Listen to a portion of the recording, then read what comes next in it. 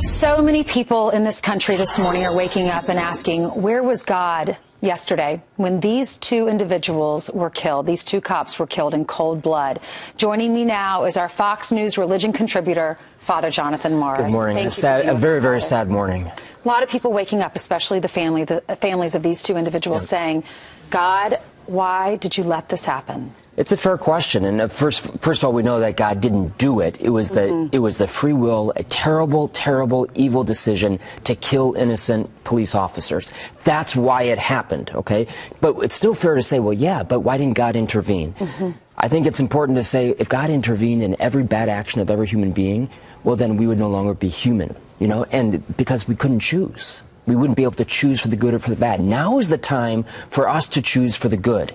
And that means whether you have a strong political position, one way or the other, it's time to calm down, to relax and say, I will not incite, not just violence, but I will not incite hatred for anybody.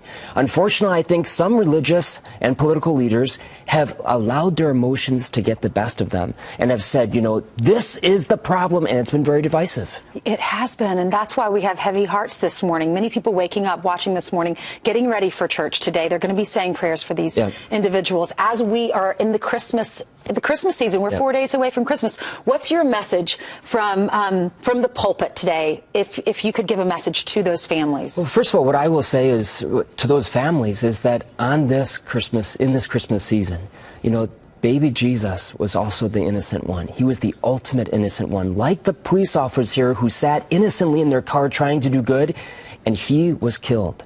They are not alone. And we believe as Christians that in heaven every tear will be wiped away and that justice will be had, no doubt.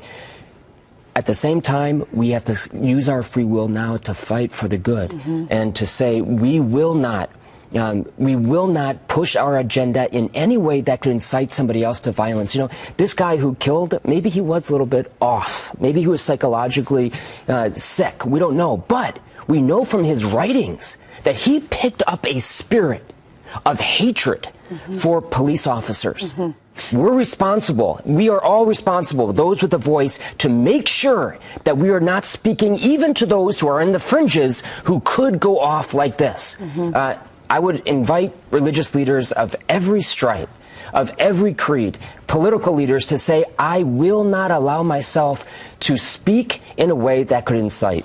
There's a great Bible verse that comes to mind. It's Romans 12:12. Do not be conformed to this world, but be transformed by the renewal of your mind, that by testing you may discern what is the will of God, what is good and acceptable and perfect. Well, you know, we chose this one because it was the most tweeted, the most tagged, the verse of the year at the end of this year.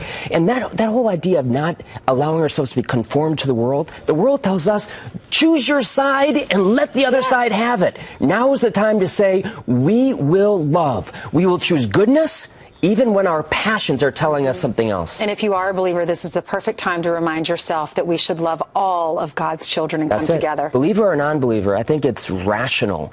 Besides, I think also faith inspired. We needed you this morning. Thank you so much, Father Jonathan, for coming on.